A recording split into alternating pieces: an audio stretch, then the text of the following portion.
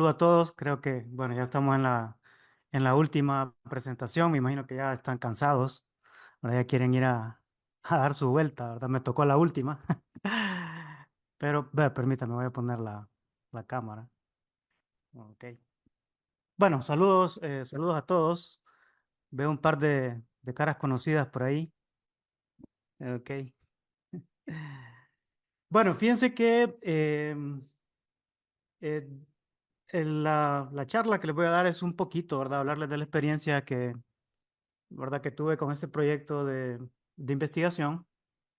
Eh, el nombre, bueno, en español es Identificación de Sistemas Dinámicos, ¿verdad? Y lo que tratamos de hacer fue, más que todo, resolver el problema de identificación de sistemas, ¿verdad? Utilizando tres elementos, ¿verdad? Los tres elementos, de hecho, aquí aparecen en el nombre, ¿verdad? El nombre es bien descriptivo de lo que hicimos en realidad. Y utilizamos estas tres cosas, ¿verdad? Lo que es el esparcimiento, la regularización y la aproximación de bajo rango, ¿verdad? Cada uno de los elementos juega un papel muy importante, ¿verdad? En el objetivo final ¿verdad? Que alcanzamos. ¿Ok? Entonces, más que todo les voy a contar un poquito, ¿verdad? Para no hacerlo tan... eh, creo que lo voy a permitir.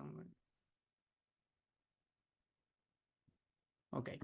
Bueno, entonces, me voy a dar por satisfecho, ¿verdad? Que entiendan lo que es el problema, qué es el esparcimiento, qué es la regularización y qué es la aproximación de bajo rango, ¿verdad? Si logramos entender eso y de alguna forma después lo logran aplicar en otras cosas, ¿verdad? O si encuentran algún, ¿verdad? Problema por ahí o están trabajando en algo que esté relacionado, pues eh, lo podemos platicar, ¿verdad? Más adelante. Bueno, este es importante, es un trabajo conjunto con Freddy, ¿verdad? Freddy Vides, que fue el asesor de la tesis de maestría, ¿verdad? Esta tesis se realizó, ¿verdad? En el Centro de Innovación y Cómputo Científico. Es un centro que está adscrito a la Facultad de Ciencias en la Escuela de Matemáticas.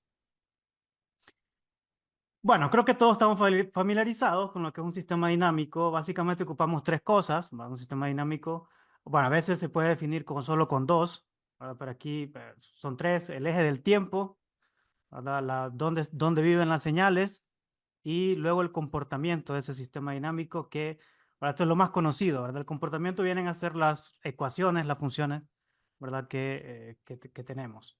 ¿Verdad? En este caso, pues vamos a hablar solamente del caso discreto, ¿verdad? Es decir, identificación de sistemas discretos, ¿ok? Bueno, un poquito diferente tal vez es esta definición, ¿verdad? De lo que es el comportamiento en términos de esta función, ¿verdad? Que se llama el comportamiento, ¿ok? Entonces, tres elementos o tres componentes principales que tiene la identificación de sistemas, que de hecho es un término o es un tema que no es tan estudiado, ¿verdad? No sé si alguien había escuchado, ¿verdad? Si puede levantar la mano, si alguien había escuchado este término de identificación de sistemas como en sí. Sí, bueno, no es un tema que se enseña en pregrado y bueno, tampoco en posgrado se habla mucho, por lo menos en nuestra región, ¿verdad? Pero tiene traslape con otras, ¿verdad? Con otras disciplinas. Básicamente el problema es que tenemos datos, ¿verdad? Estos datos son mediciones de entrada y salida, pueden ser de una simulación o pueden ser de un experimento. Y lo que queremos es encontrar un modelo razonable, ¿verdad? Para el sistema, pero basado en los datos de estas mediciones, ¿verdad? Eso es básicamente. Entonces, lo que vamos a hacer es que nos vamos a definir un conjunto de modelos candidatos, es decir, nos vamos a dar la estructura, ¿verdad? De ese modelo. Y a partir de esa estructura, entonces vamos a construirlo, ¿verdad? Y luego, pues, bajo ciertos criterios de selección, ¿verdad? Vamos a poder medir qué tan bueno es ese modelo, ¿verdad? Y así, pues, vamos a decidir cuál, ¿verdad? Si es bueno o es malo. Eso es básicamente lo que se quiere hacer. ¿Verdad? Entonces, hay estructuras definidas que se utilizan en la práctica, ¿verdad? La más conocida, pues, es ecuaciones que son inducidas por estados, salidas, entrada, estado y salida, ¿verdad? Esta estructura es muy conocida, tiene parámetros, ¿verdad? Que son estas cuatro matrices, A, B, C y D, ¿verdad? Y luego, pues, esa es la relación que existe, ¿verdad? Entre los estados y la actualización de la variable de salida. ¿verdad? Que esto nos permite resolver otros problemas, como por ejemplo teoría de control, ¿verdad? Y hacer las otras cosas. Por eso es que, digamos que se lleva la mayor atención, ¿verdad? De este tipo de estructuras. ¿Ok? Esta es una representación o es una estructura completamente, bueno, es lineal, ¿verdad? Invariante en el tiempo, ¿verdad? Y tiene muchas aplicaciones directas. Digamos es que por donde uno comienza, ¿verdad? A construir un modelo.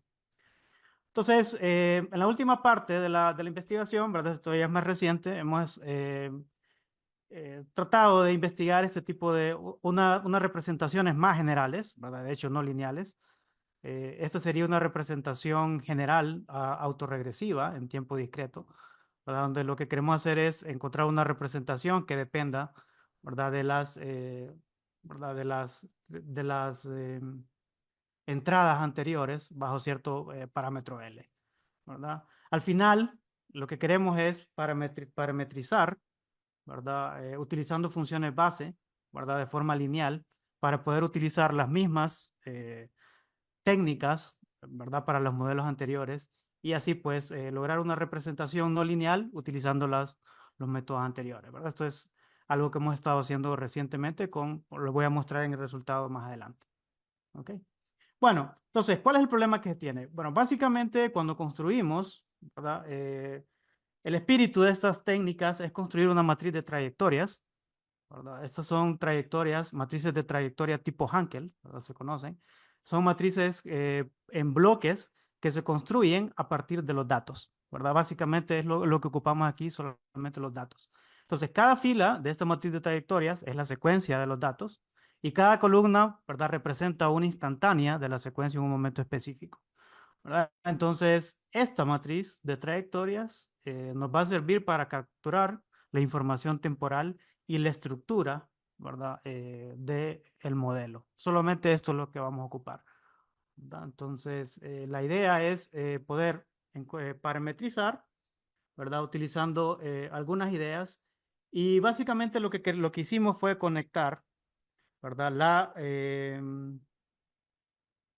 Conectar lo que es la aproximación de bajo rango, ¿verdad? Con el problema de identificación de sistemas, ¿verdad? Eso básicamente, pues la conexión está directamente relacionada con este lema, ¿verdad? Que para que una trayectoria pertenezca a esta estructura linealmente, invariante en el tiempo, pues tiene que tener forzosamente una reducción de rango, ¿verdad? En el tamaño de las variables de entrada, ¿verdad? Entonces, a partir de ahí, eh, utilizando, ¿verdad? La solución de la aproximación de bajo rango, ¿verdad? Que está dada directamente por el teorema de Descartes, ¿verdad? Por cuestiones de tiempo no voy a entrar aquí en detalle, ¿verdad? Pero si lo puede buscar, ¿verdad? Esto es, digamos, cultura general, ¿verdad? Si queremos hacer análisis o modelación matemática, ¿verdad? Y al final, lo que hicimos fue integrar, ¿verdad? De hecho, lo que es la regularización, que la regularización lo que hace es que cuando construimos la matriz anterior de trayectorias, generalmente es una matriz que está muy mal condicionada, ¿verdad? Esto puede ser por errores ¿verdad? De medición ¿verdad? Por señales que son completamente no lineales, ¿verdad? Entonces, al momento de encontrar la solución de los parámetros, ¿verdad? Resulta que los algoritmos pueden volverse inestables, ¿verdad? Eso puede resultar en problemas de sobreajuste en los modelos. Entonces, de hecho, una técnica de regularización importante, ¿verdad? Consiste en utilizar una descomposición truncada en valores singulares, ¿verdad? Que está relacionado con ¿verdad? Este teorema de Descartes. ¿Ok? Entonces, el esparcimiento básicamente es representar o parametrizar asumiendo que hay varias entradas o muchas entradas, eso depende de lo que queremos hacer, que son exactamente cero, ¿verdad? Esta suposición es muy importante, ¿verdad? Porque generalmente se cuentan o no tenemos la cantidad suficiente de datos, ¿verdad? Entonces, el hecho de utilizar esta suposición, ¿verdad? Nos permite analizar o crear algoritmos, ¿verdad? Que utilicen esta idea, ¿verdad? Para construir lo que son modelos esparcidos, ¿Ok? Entonces, ven que ya tenemos dos elementos, esparcimiento, regularización. Y lo que hicimos fue plantear este algoritmo, que lo llamamos SPLRA, ¿verdad? SP de esparcimiento y LRA por aproximación de bajo rango, ¿verdad? Al final, logramos obtener soluciones que son esparcidas, ¿verdad? Soluciones que son estables en cuanto a los algoritmos, ¿verdad? Para el problema de identificación de sistemas, ¿verdad? Eso es básicamente ¿verdad? Algoritmo ¿verdad? Creamos que lo llamé SPLRA. ¿Ok? Bueno, la métrica de evaluación que más utilizo se llama porcentaje de ajuste, ¿verdad? El porcentaje de ajuste es, digamos, comparar qué también le va al modelo, ¿verdad? Comparándolo con la media de los datos, ¿verdad? Eso es básicamente el porcentaje de ajuste. Pero también se pueden utilizar, ¿verdad? Como usualmente se hace en la práctica, otras métricas de evaluación, por ejemplo, el error cuadrático medio, la raíz cuadrada del error cuadrático medio, y el coeficiente de terminación, ¿verdad? Son igualmente válidos. ¿Ok? Bueno, entonces, les voy a mostrar un resultado, ¿verdad? Muy interesante que obtuvimos. Estos son datos experimentales, ¿verdad? Es un reactor de un tanque, ¿verdad? Este proceso modela el proceso de reacción de un tanque de agitación continua, ¿verdad? Aquí les muestro la salida gráfica de los datos estandarizados, ¿verdad? Hay tres variables, ¿verdad? Está el flujo del refrigerante, está la concentración, ¿verdad? De la mezcla que se está haciendo aquí en el reactor y luego está la temperatura, ¿verdad? Entonces, al final, el objetivo, ¿verdad? Es construir un modelo, ¿verdad? Que me represente o que me simule de la mejor forma posible la relación que hay entre estas tres variables, tomando el flujo, ¿verdad? De entrada como, bueno, el flujo como la variable de entrada y las otras dos variables, ¿verdad? Como variables de salida, ¿verdad? Entonces, una descripción de los datos, pues hay 7500, ¿verdad? Datos. Cada uno tiene un espacio, ¿verdad? Están discretizados en 0.1 segundos. Al final tenemos 750 segundos de datos. Y aquí les presento, ¿verdad? Para cuestiones de visualización, solamente los primeros 50 segundos. ¿Ok? Entonces, lo que se hace es que se divide el conjunto de datos, ¿verdad? Puede ser el 50%, eso depende, ¿verdad? Aquí lo hice con el 50%, ¿verdad? Entonces los primeros datos sirven para el entrenamiento del modelo, si lo queremos llamar así, o la parte de identificación del modelo. Y luego lo que hacemos es que una vez construido el modelo, lo evaluamos y lo comparamos con los datos que no utilizamos, ¿verdad? Ese es digamos, el procedimiento estándar, ¿no? Porque al final lo que queremos es que el modelo sea capaz de generalizar, ¿verdad? Es decir, que funcione bien en los datos que utilizamos para entrenarlo y que también que funcione muy bien en los datos que no utilizamos. Entonces, un método de validación estándar, pues es dividir los datos, ¿verdad? En un porcentaje de identificación y otro porcentaje de prueba. Y luego lo medimos, ¿verdad? Entonces, esta primera, esta primera parte, ¿verdad? Se muestra los resultados de un modelo que es lineal, ¿verdad? Aquí pues podemos visualizar la gráfica en azul, ¿verdad? Son los datos originales, son las variables de salida, ¿verdad? Y lo que podemos observar, ¿verdad? Fácilmente que hay una parte, de hecho, donde se da un tipo de saturación, ¿verdad? Donde el modelo lineal, de hecho, no es capaz, ¿verdad? De capturar algunas oscilaciones, ¿verdad? Que aparecen sobre todo en esta parte de aquí, ¿verdad? Es decir, en los valores grandes, ¿verdad? En los valores máximos de la variable de entrada, ¿verdad? Entonces, de hecho, aquí en esta tabla, ¿verdad? Se muestran los porcentajes o las métricas que utilizamos en la evaluación, ¿verdad? Para diferentes modelos. El primero, es el modelo que nosotros, o el método que nosotros utilizamos, ¿verdad? El método propuesto. Y pues logramos tener un porcentaje de ajuste mejor, ¿verdad? Que los otros métodos con los que comparamos. Y además, también es que en esta parte donde comparamos el porcentaje, ¿verdad? De los elementos diferentes de cero, ¿verdad? Del modelo, logramos un 40% comparado con un 95% de los demás, ¿verdad? Entonces aquí se ve directamente ¿verdad? La parte del esparcimiento, ¿verdad? Que nosotros queríamos alcanzar. Esto es muy importante, ¿verdad? Es decir, poder lograr una eficiencia mejor del modelo con menos parámetros, ¿verdad? Entonces, eso sería en esta primera parte. Bueno, entonces, en una segunda parte del proyecto, lo que decidimos fue ampliar un poco más, ¿verdad? Que utilizamos un tipo de estructura no lineal, ¿verdad? Utilizando polinomios, ¿verdad? Bases de polinomios de este tipo, ¿verdad? Em, y pues la estrategia es sencilla, ¿verdad? Lo que hacemos es aplicar estas bases, ¿verdad? De polinomios, ¿verdad? Aquí, bueno, hay un detalle, ¿verdad? Que el número de parámetros crece, ¿verdad? A medida aumentamos ¿verdad? El grado del polinomio.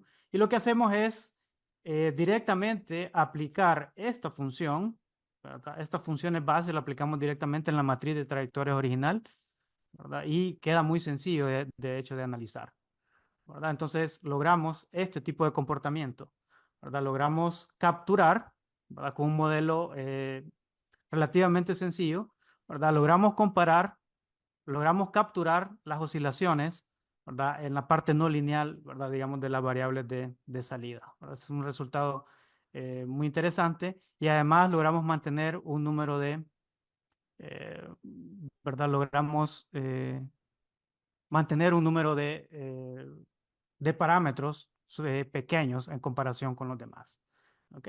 Entonces, eh, algunas conclusiones, ¿verdad? De este trabajo, ¿verdad? En los experimentos que nosotros hemos hecho, ¿verdad? Tanto con datos simulados y con datos reales, ¿verdad? Hemos concluido, ¿verdad? Que este método, que utiliza técnicas de esparcimiento, de regularización y aproximación de bajo rango, ¿verdad? Es muy útil en el modelado de sistemas lineales y no lineales, ¿verdad? Se destaca por ser independiente del método de representación, ¿verdad? Y se adapta fácilmente a diversos escenarios. ¿Ok? En un trabajo futuro pretendemos explorar otras estructuras no lineales, ¿verdad? Utilizando algunas herramientas avanzadas para el control de sistemas y también ¿verdad? Poder capturar otro tipo de modelos utilizando, ¿verdad? Estructuras no lineales. ¿Ok? Bueno, por último, pues agradecer, ¿verdad? El tiempo, ¿verdad? Que hemos tenido. No sé si hay alguna pregunta, ¿verdad? Y si gustan, podemos ampliar, ¿verdad? Y podemos hablar del grupo de investigación y ¿verdad? Todos los proyectos que estamos realizando hasta el momento. Ok, muchas gracias.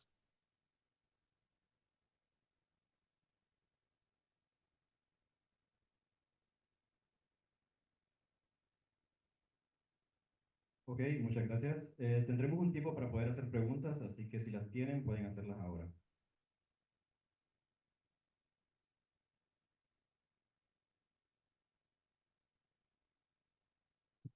Hey, profesor, ¿qué tal? Low rank, usted mencionó que es el mismo que se utiliza en LLMs, la base de LoRa. Está muy relacionado, ¿verdad? De hecho, hay ideas que son muy interesantes, pero es exactamente lo mismo, ¿verdad? Sí, bueno, eh,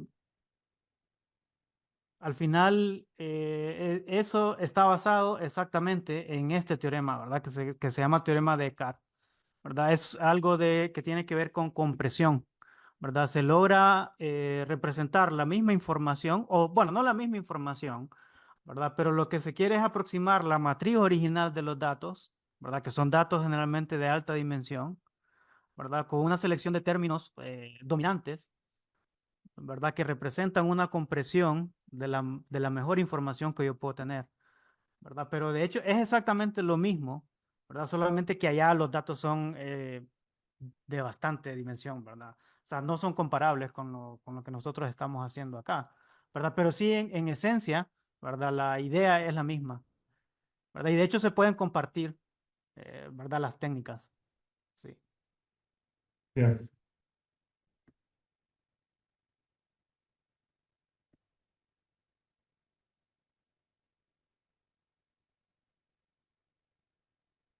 Ok, parece que ya no hay preguntas. Y así damos finalizado lo que es la sesión número 3.